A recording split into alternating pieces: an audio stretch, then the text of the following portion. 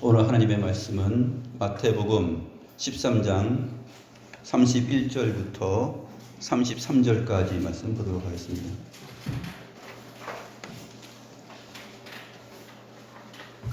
마태복음 13장 31절부터 33절까지 말씀입니다. 제가 하나님의 말씀을 받들어 읽겠습니다.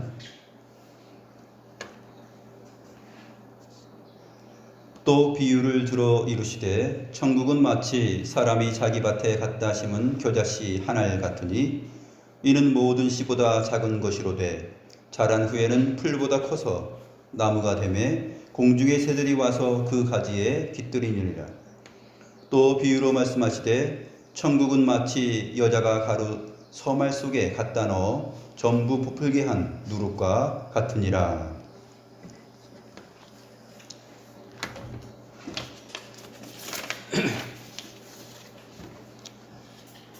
계속해서 우리가 천국 하나님의 나라에 관한 내용을 예수님의 비유를 통하여서 듣고 있고 살펴보고 있습니다. 오늘은 마태복음 13장 31절부터 33절까지의 내용인데, 하나님께서 하나님의 나라인 천국에 관하여서 일상을 통하여서 그 깊은 심오한 의미를 드러내실 때 여러 가지 비유들을 사용하십니다. 왜 그러냐면 천국이 이와 같다라는 그 의미를 한두 가지의 비유를 들어서 다 표현할 수 없기 때문에 여러 가지 내용들을 통하여서 천국, 하나님의 나라는 마치 이와 같다라고 설명을 하여 주시는 것입니다.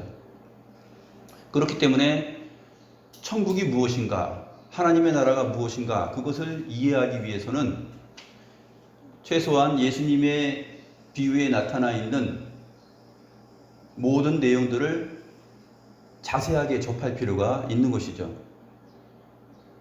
각각 천국에 관한 특성과 내용들을 일상의 예를 들어서 예수님께서 설명을 해주시고 그것을 해석해 주십니다. 기본적으로 천국이 무엇인가 했을 때 하나님이 빠질 수 없는 것이죠. 예수 그리스도가 빠질 수 없는 것이 천국에 관한 내용입니다.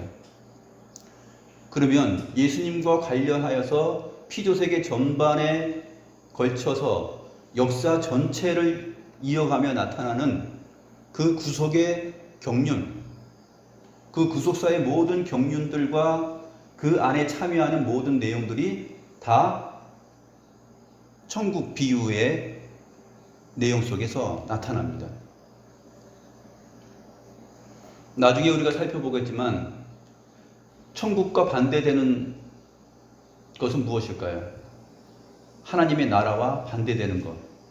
하나님의 나라와 반대되는 것은 그것을 대적하는 길밖에 없는데, 사실 그것은 지옥이다 이렇게 쉽게 생각하는 경우도 있지만, 사실 예수님의 비유에 나타나 있는 천국 이야기를 보게 되면은 지옥마저도 하나님의 나라 안에 들어와 있다라는 사실을 우리는 나중에 알게 될 것입니다.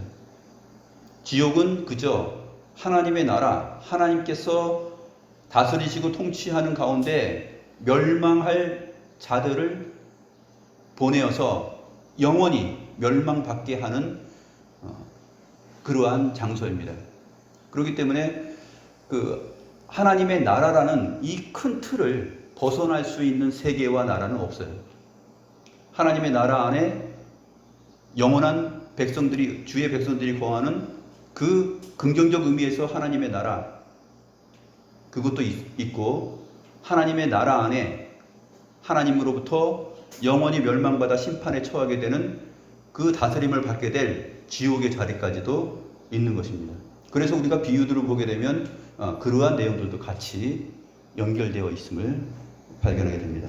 이처럼 예수님의 비유 속에 나타나 있는 이 하나님의 나라, 하늘의 왕국, 그 자리는 영원하고 크고 웅장합니다. 그 안에 주의 백성들이 있고 또 가라지와 같이 버려진 자들의 사역과 인생과 활동이 있고 모든 것이 다 그 안에 들어오게 됩니다. 오늘 본문을 통해서는 이제 또다시 천국을 설명하고 있는데, 오늘 본문에 소개되어 있는 내용은 마가복음 4장 30절에서 32절과 누가복음 13장 18절부터 21절의 내용에도 기록되어 있습니다. 그러니까 마가도 기록하였고 누가도 기록을 하였습니다. 그래서 제가 오늘 본문 마태복음 13장도 기록하였고 마가복음 4장, 그 다음에 누가복음 13장 함께 볼 수 있도록 제공을 했습니다. 이 세 곳에 나타나 있는 기록들을 보게 되면 지난 시간에 언급했던 것처럼 서로 차이가 나는 것처럼 기록되어 있습니다. 그러나 이 비유의 해석과 의미와 그 목적은 같습니다. 그래서 예수님께서 사람이 자기 밭에 갖다 심은 겨자씨 한 알과 같다. 또 여자가 가루 서말 속에 갖다 넣어 전부 부풀게 한 누룩과 같다. 라는 이 두 비유를 말씀하셨는데, 마가복음 4장 30절 32절에 보게 되면 밭에 갖다 심은 겨자씨 한 알과 같다라는 비유는 있지만 누룩 비유는 빠져 있습니다. 근데 누가복음에는 보게 되면 마태복음 13장의 기록처럼 채소밭에 갖다 심은 겨자씨 한 알 비유가 있고 그 다음에 누룩 비유가 함께 나옵니다. 그런데 우리가 성경을 볼 때 이러한 좀 차이가 나는 듯한 이 표현들을 사실은 찾아가면서 눈여겨보고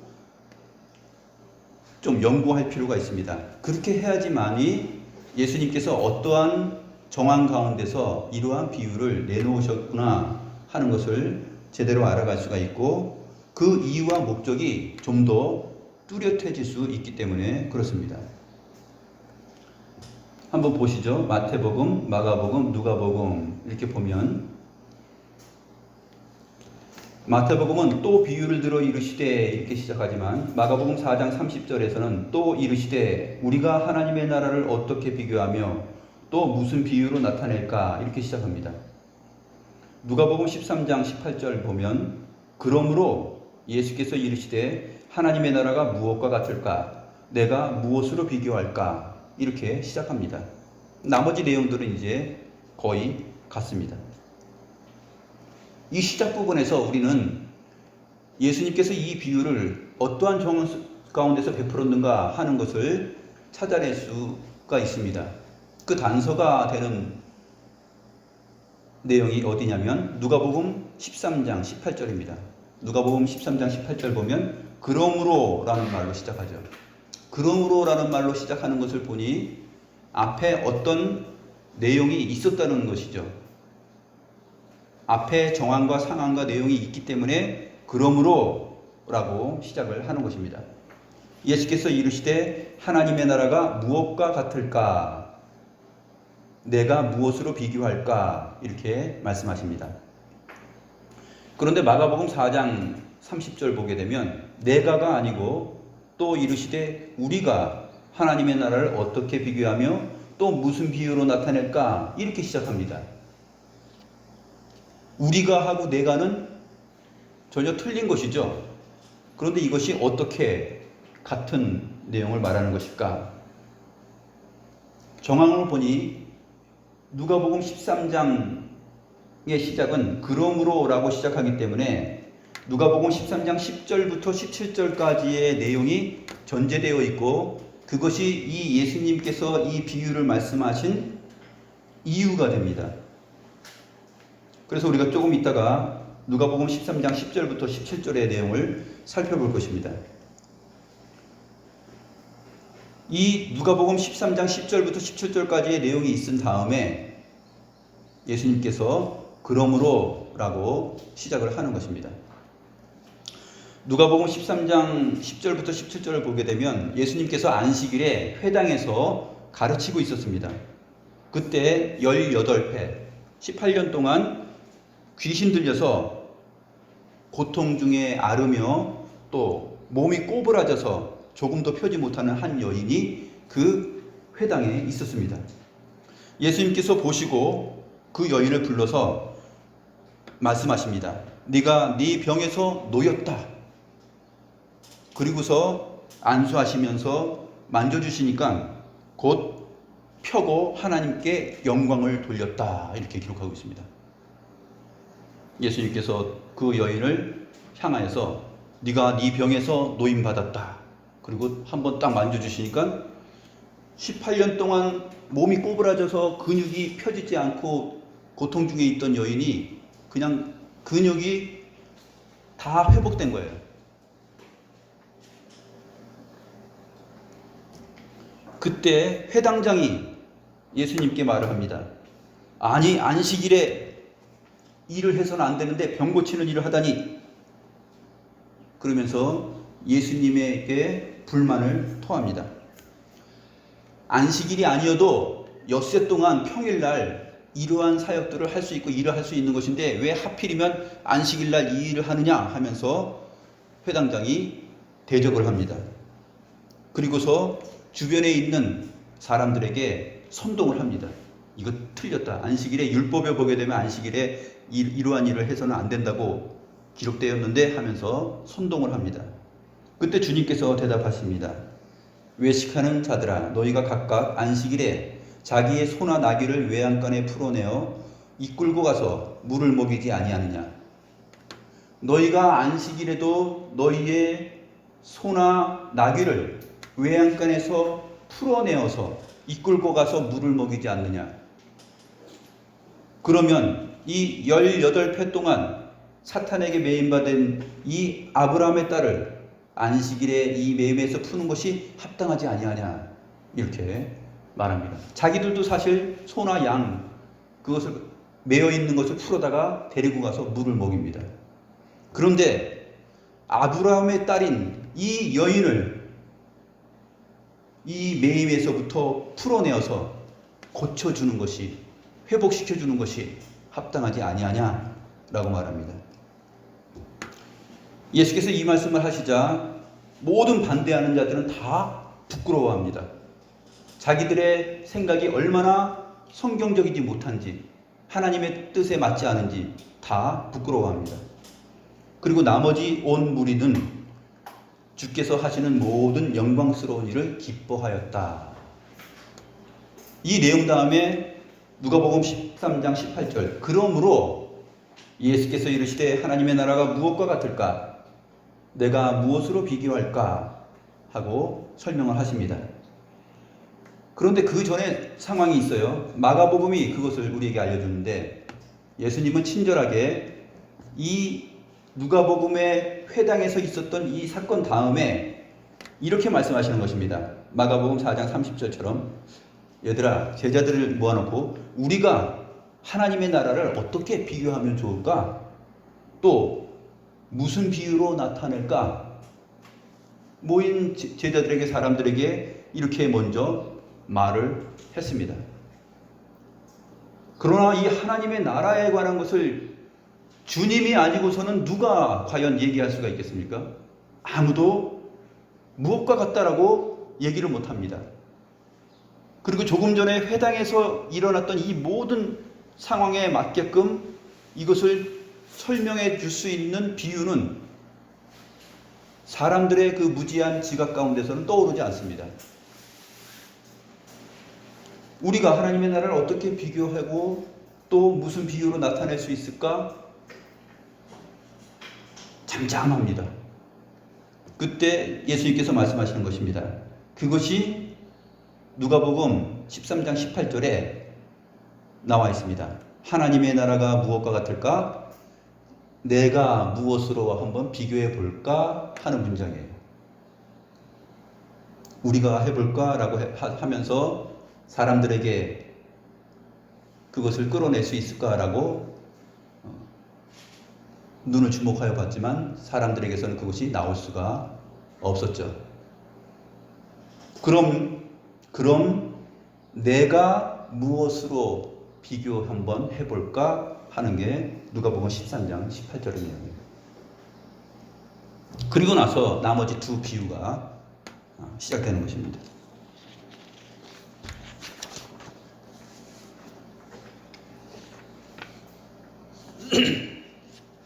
천국은 마치 사람이 자기 밭에 갖다 심은 겨자씨 한 알과 같다.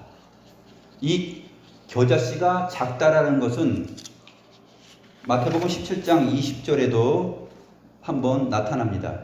마태복음 17장 20절 오른쪽 맨 밑에 있는 말씀을 보시면 이르시되 너희 믿음이 작은 까닭이니라 진실로 너희에게 이르노니 만일 너희에게 믿음이 겨자씨 한 알만큼만 있어도 이 산을 명하여 여기서 저기로 옮기라 하면 옮겨질 것이요 또 너희가 못할 것이 없느니라.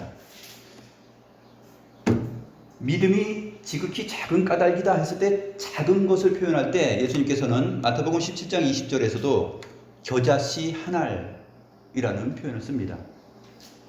그러니까 당시 팔레스타인 땅에서는 이 겨자씨 한 알은 모든 씨들 가운데서 가장 작은 씨라는 것이 모든 사람들에게 인식이 되어 있었던 것이죠.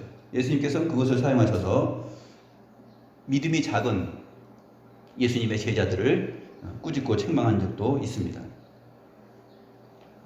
오늘 본문 비유에서 예수님께서 그 겨자씨를 사용하십니다. 천국은 마치 사람이 자기 밭에 갖다 심은 겨자씨 한 알과 같다. 이 겨자씨가 얼마나 작은가? 이는 모든 씨보다 작은 것이로되 자란 후에는 풀보다 커서 나무가 되매 공중의 새들이 와서 그 가지에 깃들이느니라. 사람이 겨자씨 하나를 자기 밭에 갖다 심었습니다. 그런데 이 겨자씨가 어떻게 될까요?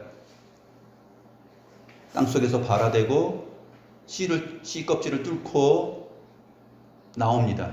그리고 밭의 땅을 뚫고 또 올라옵니다.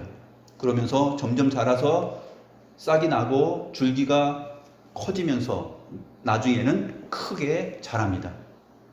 그래서 나무같이 자랍니다. 이 겨자나무가 자라게 되면 3m, 4m, 5m 한 그 정도까지 자란다 그래요. 그러면 그렇게 크게 자라고 나면은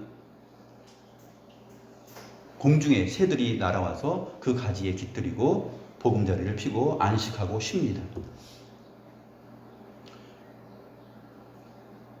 조금 전에 예수님께서 회당에서 하나님 나라에 대한 복음을 가르치시고 그 다음에 거기에 앉아있던 18년 동안 몸이 꼬부라져서 펴지 못하고 사탄에게 매인받았던 그 여인을 고쳐주십니다. 그리고 반대하는 자들도 있었지만 그 주님의 말씀과 사역을 보고서 주님을 찬송하고 주님께로 나아오는 자들이 있었던 것이죠.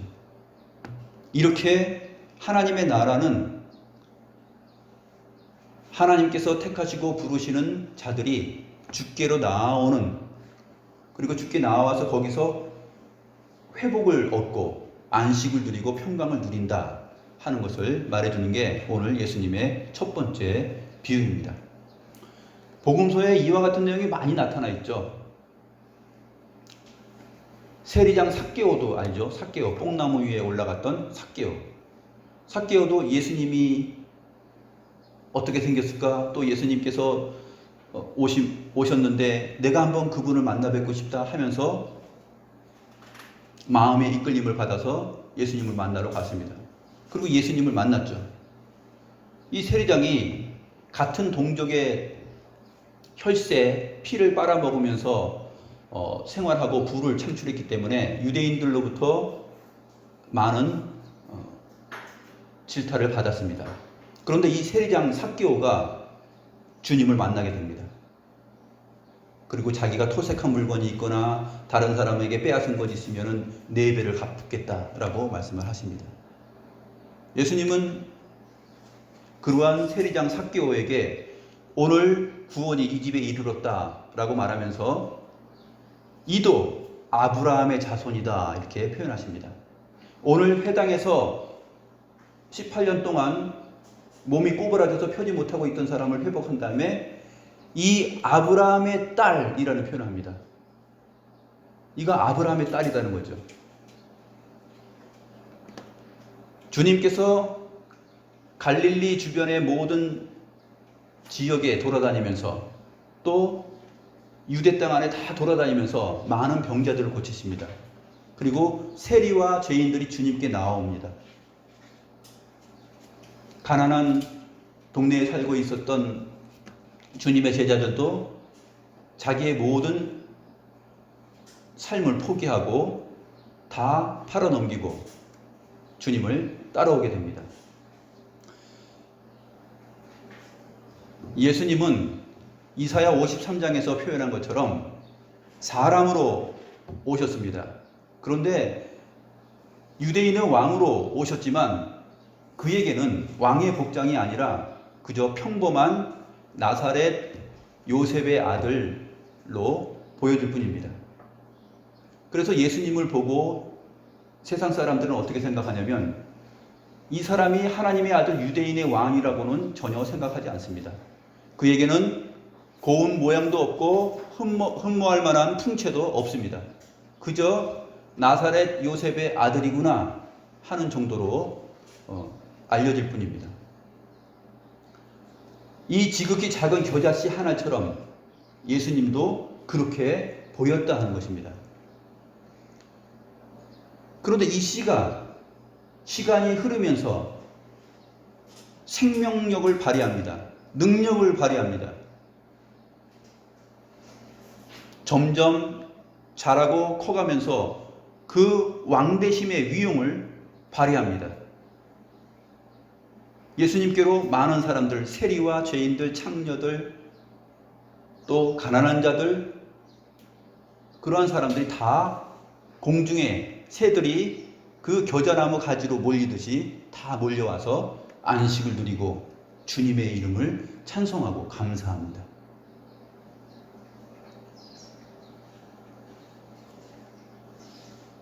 예수님께서 아무리 이 고을 저 고을 돌아다니면서 갈릴리 주변에서 많은 하나님 나라의 도리를 전하고 기적을 베푸셨어도 그 가운데 믿지 않는 사람들은 많이 있었습니다. 특별히 이 세상의 최고 권력을 자랑하고 있던 로마 사람들은 예수님을 어떻게 보았을까요? 예수님의 그러한 활동과 사역은 마치 뭐와 같이 보았냐면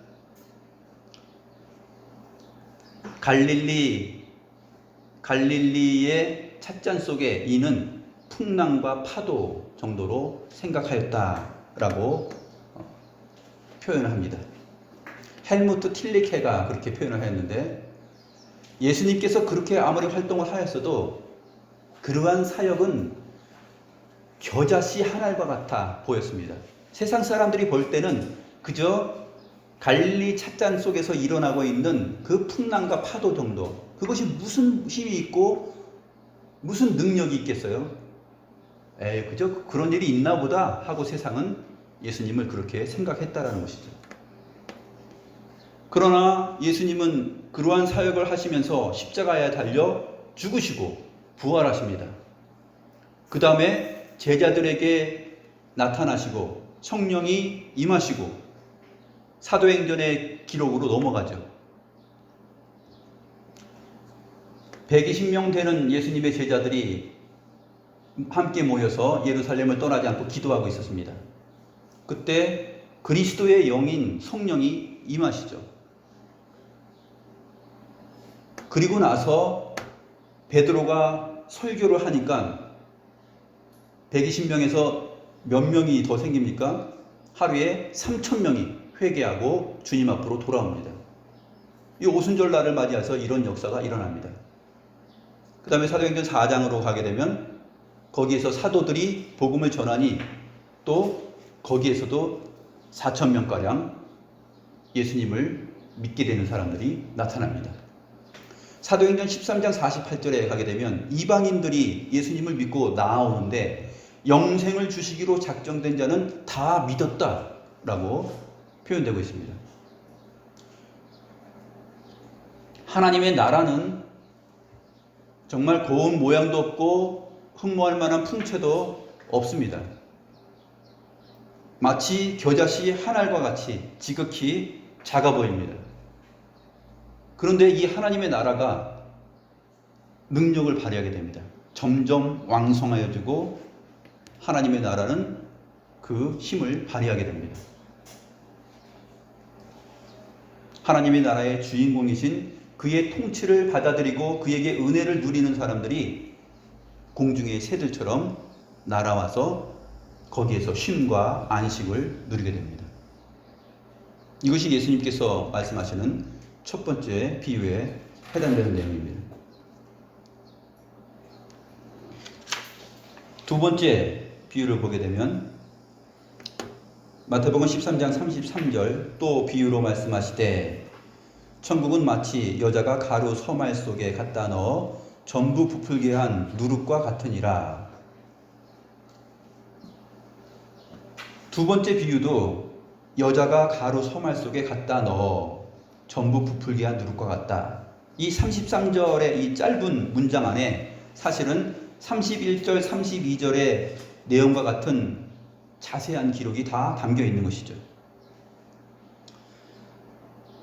천국은 마치 여자가 가루 서말 속에 갖다 넣은 누룩과 같다. 이렇게 말한 것이 31절 자기 밭에 갖다 심은 겨자씨 하나 같으니 라는 표현이라면 33절에서 전부 부풀게 한 이라는 이 짧은 표현이 32절의 표현과 같은 내용입니다. 이는 모든 씨보다 작은 것이로되 자란 후에는 풀보다 커서 나무가 되매 공중의 새들이 와서 그 가지에 깃들이니라 라는 이 표현을 전부 부풀게 한 이라는 표현 속에 다 담고 있는 거예요. 누룩도 그렇습니다. 누룩도 모든 것보다 작은 것이로되 그것이 발효되고 자라면서 모든 것보다 커서 전부 부풀게 합니다. 가루 서말 속에 갖다 넣으니까 그 가루 서말이 다 전부 부풀어 오르게 된다라고 말씀하는 것입니다.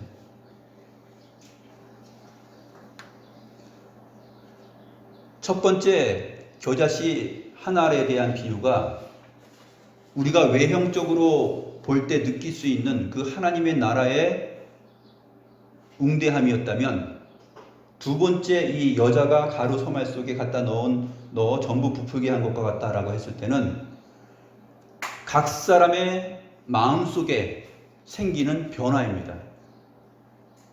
하나님의 나라의 통치가 주의 말씀이 각 사람 마음속에 들어가게 되면 이것이 누룩과 같이 작용하여서 그 온 몸이 성령 안에서 충만하여지고 하나님의 비밀을 깨닫고 주께 감사하고 헌신하고 주를 위하여 살아가고 하나님을 사랑하고 내 이웃을 나 자신처럼 사랑하게 되는 그러한 부풀어짐이 역사가 일어난다 하는 것을 이 비유를 통해서 설명하고 있는 것입니다.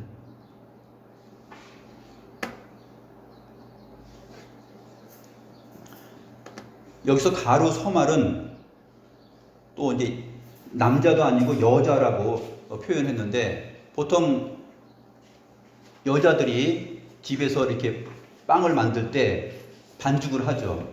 반죽을 해가지고 그 안에 누룩을 넣습니다. 누룩을 넣고 하루를 재웁니다. 하루를 재우면 그것이 부풀어 오르죠. 그 다음에 불을 피워서 적당하게 불의 온도를 맞춘 다음에 거기에다가 준비한 팬 위에 이 부풀어 오른 밀가루, 이 서말을 올려놓고 불에 달굽니다. 그러면 그것이 빵으로 나오게 되죠. 보통 여자분들이 이러한 일을 하기 때문에 오늘 비유에서 여자가 가루 서말 속에 갖다 넣어 전부 부풀게 한 누룩과 같다라는 표현으로 천국을 소개하고 있습니다. 그런데 우리가 성경에서 살펴보면 창세기 18장 6절에 보게 되면 아브라함 앞에 세 사람이 나타납니다. 여호와 하나님과 여호와의 천사들이 사람의 모양으로 나타납니다. 아브라함이 이분들이 범상치 않은 사람이라는 것을 알아보고 사라에게 달려가서 여보, 사람 셋이 이렇게 와 있는데 이분들께 우리가 대접을 해야 되겠어 하면서 뭐라고 말하냐면 여러 가지 짐승을 잡는 얘기도 하지만 거기서 가루, 고운 가루 세 스아를 준비해서 빵을 만들라고 얘기합니다. 그때 나온 고운 가루 세 스아가 바로 가루 소말의 양에 해당이 됩니다. 약 39리터 정도 됩니다.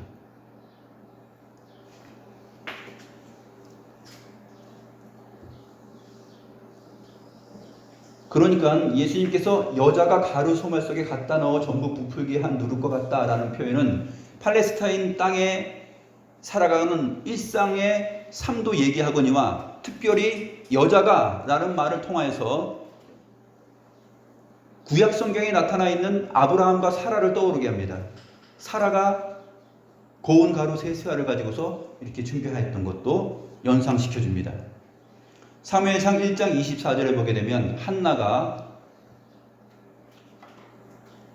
애가 없다가 이제 하나님께서 아이를 선물 주셔서 사무엘을 낳았습니다. 그리고 사무엘이 젖되기 전에 성전으로 데리고 가서 거기서 양육하게 되는데 그때 하나님 앞에 나아갈 때 준비한 것이 있는데 그때 밀가루 한 에바를 준비하여서 나아갑니다. 이 밀가루 한 에바가 오늘 비유에 나오는 가루 소말 그 양입니다. 고운 가루 세 스아. 아브라함의 아내 사라가 준비하였던 그 양과도 같습니다. 그래서 주님께서는 여자가 가루 소말 속에 갖다 넣어 전부 부풀게 한 누룩과 같다.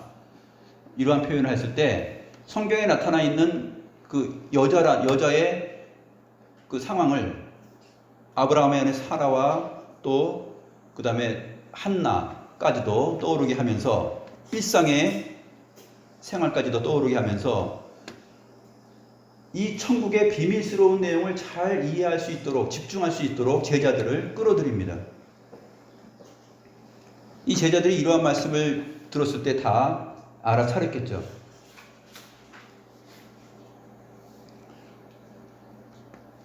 그런데 성경에서 이 누룩은 좋지 않은 부정적인 의미로 쓰일 때도 있습니다. 마태복음 16장 5절에서 12절 말씀 오른쪽에 보시면 6절에 예수께서 이르시되 삼가 바리새인과 사두개인들의 누룩을 주의하라 그랬습니다. 떡 얘기를 하는 줄 알았는데 예수님께서 이렇게 말씀하시죠. 11절에 보면 어찌 내 말한 것이 떡에 관함이 아닌 줄을 깨닫지 못하느냐. 삼가 바리새인과 사두개인들의 누룩을 주의하라 한 것은 오직 바리새인과 사두개인들의 누룩을 주의하라 한 것입니다. 그제서야 제자들이 떡의 누룩이 아니요 바리새인과 사두개인들의 교훈을 삼가라고 말씀하신 줄을 깨달았다. 이렇게 표현하고 있습니다. 고린도전서 5장 6절부터 8절에 보게 되면 사도 바울도 고린도 교회 사람들에게 이러한 편지를 씁니다. 너희가 자랑하는 것이 옳지 아니하도다. 적은 누룩이 온 덩어리에 퍼지는 것을 알지 못하느냐. 너희는 누룩 없는 자인데 새 덩어리가 되기 위하여 묵은 누룩을 내버리라. 우리의 유월절 양 곧 그리스도께서 희생되셨느니라. 이러므로 우리가 명절을 지키되 묵은 누룩으로도 말고 악하고 악의에 찬 누룩으로도 말고 누룩이 없이 오직 순전함과 진실함의 떡으로 하자. 이것은 적은 누룩이 온 덩어리에 퍼진다 하는 것을 같이 공감하고 있습니다. 이 상황은 어떤 상황이냐면 고린도 교회 사람들이 도덕적으로 타락하였고 음행을 저지르고 하나님의 백성 교인이라 하면서도 삶을 살아갈 때에는 악한 자, 세상 사람들과 다를 바 없는 삶을 살아갔습니다. 교회 안에 신자라고 하는 사람들이 이러한 삶을 살아갔을 때 적은 누룩이 온 덩어리에 퍼지는 것처럼 이러한 삶이 교회 안에서도 퍼져나갈 수 있다라고 말한 것입니다. 예수님께서도 바리새인과 서기관들의 누룩, 그들의 교훈을 삼가하라. 그들을 따라가게 되면은 외식적인 사람이 되죠. 참된 신앙과 참된 구원과 복음이 무엇인지를 알아가기가 힘듭니다. 겉은 화려하지만 그 속에 정말 주님께서 원하시는 정의와 공의와 사랑, 이러한 내용들은 빠져 있다. 자네 겉은 깨끗이 하면서 속은 더러운 회칠한 무덤과 같은 그러한 종교인으로 전락할 수밖에 없다 하는 것을 말씀하시면서 바리새인들의 교훈을 삼가라고 말씀하실 때 이 누룩을 표현하십니다. 이 바리새인들의 누룩이 덩어리에 막 다 퍼져나가는 것이죠. 사두개인들도 마찬가지입니다. 사두개인들은 부활을 믿지 아니하였죠. 그러니까 부활이 없다 하는 이 가르침이 유대인들 속에 막 누룩이 역할을 하는 것처럼 이 교훈이, 사두개인의 교훈이 누룩 역할을 하여서 퍼져나갑니다. 그래서 주님께서 바리새인과 사두개인들의 교훈을 삼가라 하면서 누룩을 말씀하신 것입니다. 그런데 오늘 본문에서는 천국은 마치 여자가 가루 서말 속에 갖다 넣어 전부 부풀게 한 누룩과 같다라고 말씀하시므로 이것은 부정적인 것이 아니라 누룩의 역할을 말하되 천국이 어떠한가를 설명하는 것이죠. 예수님께서 회당에서 하나님 나라의 복음을 가르치고 전파하였습니다. 그리고 그 자리에 나와 있던 18년 동안 꼬부라져 몸을 펴지 못하는 사탄에게 얽매임 받은 사람을 그 매임으로부터 놓아 안식하게 하였습니다. 이러한 주님의 나라의 일이 사람들에게 알려지고 전파되었을 때 반대하는 자들도 많았지만 이것을 보고서 주님을 찬송하고 함께 기뻐하는 사람들도 많이 나타났다. 그래서 누룩이 가루 서말을 전부 부풀게 하는 것과 같은 그러한 역할을 하고 있다라고 표현하는 것입니다.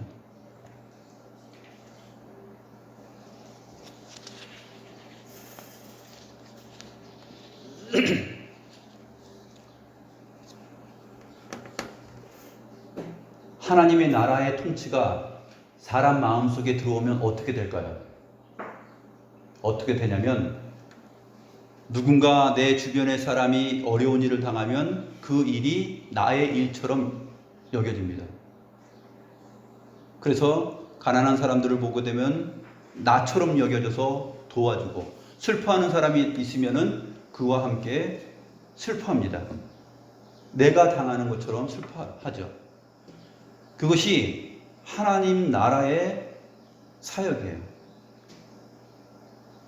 천국은 미미하고 작고 보잘것없어 보이는 지극히 작은 겨자씨 하나를 갖기도 합니다. 천국은 또한 지극히 작은 누룩과도 같습니다. 그러나 그 하찮아 보이는 것이 가루 서말 속으로 들어가게 되면 이 누룩은 강한 활동을 하게 됩니다. 가루 서말 전체를, 온 덩어리를 다 부풀게 하는 일을 하게 됩니다. 하나님의 말씀과 하나님의 나라, 하나님의 통치, 하나님의 영이 우리 심령의 밭 안에 들어오게 되면 우리를 하나님의 말씀과 성령 안에서 충만하게 부풀어 오르게 합니다.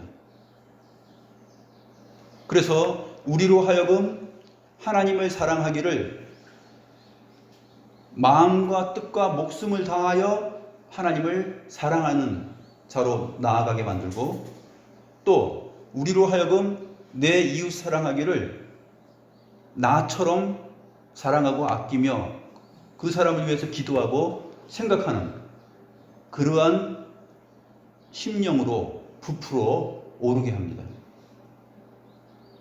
그것이 하나님의 나라의 생명력 있는 활동이요 살아있는 역사입니다. 하나님의 나라는 그렇게 역사한다는 것이죠.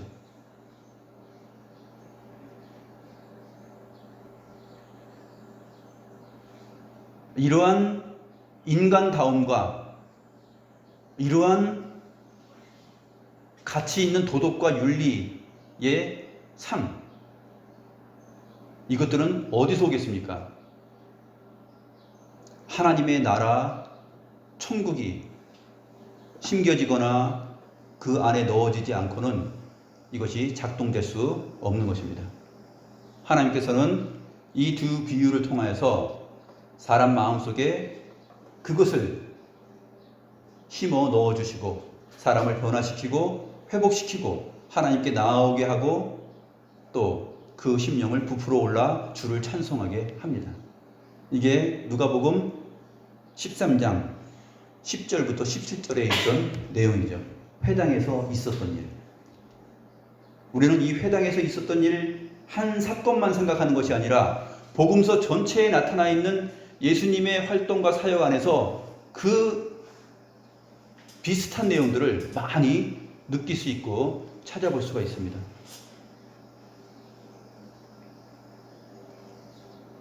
지금도 세상 사람들은 교회를 바라볼 때 정말 지극히 작은 겨자씨 하나처럼 봅니다.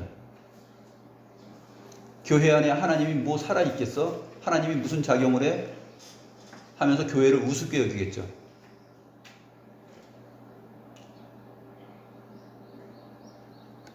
아주 작은 하찮은 누룩처럼 생각합니다. 그러나 모든 시대와 역사 속에 하나님의 백성들의 모임인 교회는 있었고 그 백성들의 모임은 주님을 향하여서 힘있게 나아가고 그 주님의 나라에 거하면서 안식을 누리고 기뻐하고 주의 말씀을 따라서 살아가게 됩니다. 이것이 지극히 작아 보이는 하나님 나라, 하나님 자신의 존재요, 하나님 자신의 능력입니다. 십자가의 도가 사람들이 볼 때는 미련한 것처럼 보입니다. 그런데 그 십자가의 도가 세상을 바꾸고 변화시키고 각 사람의 마음을 정말로 사랑과 공의와 정의가 가득한 그 심령으로 부풀어 오르게 만듭니다. 진정한 공의, 진정한 사랑, 진정한 평화, 이것을 추구할 수 있는 사람은 바로 하나님의 통치를 받는 자들이 그렇게 할 수 있다 하는 것을 잘 말해주고 있습니다. 우리도 역시 하나님의 통치를 받는 자녀들로서 우리의 심령 가운데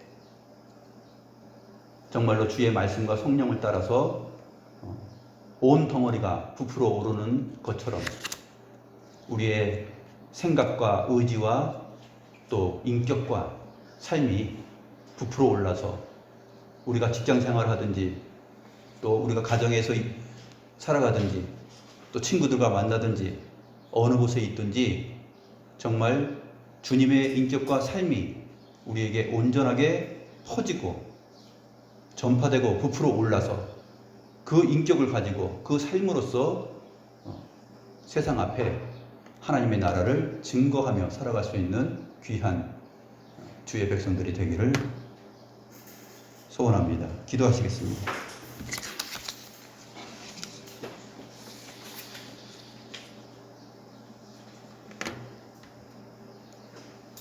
거룩하신 하나님 아버지, 하나님의 나라인 주님과 주님의 거룩한 통치는 세상이 보기에는 미미하고 아주 작은 겨자씨와 같아서 고운 모양도 없고 흠모할 만한 풍채도 없어 보입니다.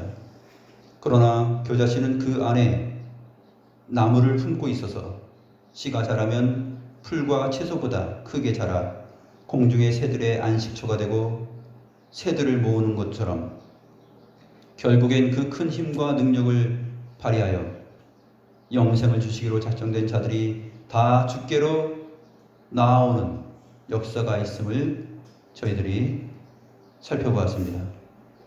동서남북 사방에서 얼마든지 택하신 자들을 불러 구원에 이르게 하는 역사가 하나님의 나라 안에 있음을 저희들이 배웠습니다. 또한 하나님의 나라는 적은 누룩처럼 보잘것없고 미미하여 보이지만 그것이 가루에 들어가면 가루 소말 전부를 부풀게 하는 영향력이 있다고 말씀하셨습니다. 주의 말씀과 주의 영의 통치가 사람의 마음속에 들어가면 그 사람 전체를 변화시키고 부풀어 오르게 하여 새로운 사람으로 하나님의 형상을 지닌 사람으로 만들어 버린다는 사실을 저희들이 알았습니다. 우리가 믿고 따르고 의지하는 복음과 하나님의 나라는 세상에 보기에 지극히 작고 미미하기 짝이 없어 보이지만 하나님의 나라는 온 세상에 가득하게 그 가지를 뻗어 주의 백성을 날아오게 하고 모으게 합니다. 온 세상 전부를 부풀게 하여 새롭게 하는 생명의 발휘를 하는 누룩, 그 누룩의 사역과 사실을 저희들이 굳게 믿사옵나이다. 오늘도 주의 말씀을 통하여서 이렇게 귀한 하나님의 나라의 비밀을 깨닫게 하여 주신 은혜에 감사함을 드립니다.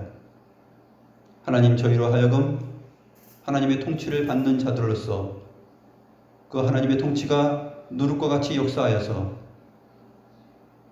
우리 온 생각과 마음과 뜻과 의지와 인격에 변화를 주고 주님만큼 부풀어 오르게 하여서 우리가 이 세상 앞에서 살아갈 때 정말 하나님께서 기뻐하시는 인격과 삶과 내용으로 세상 앞에 드러나 세상 사람들이 그것을 보고 부끄러워할 수 있는 그러한 은혜가 있게 하여 주옵소서.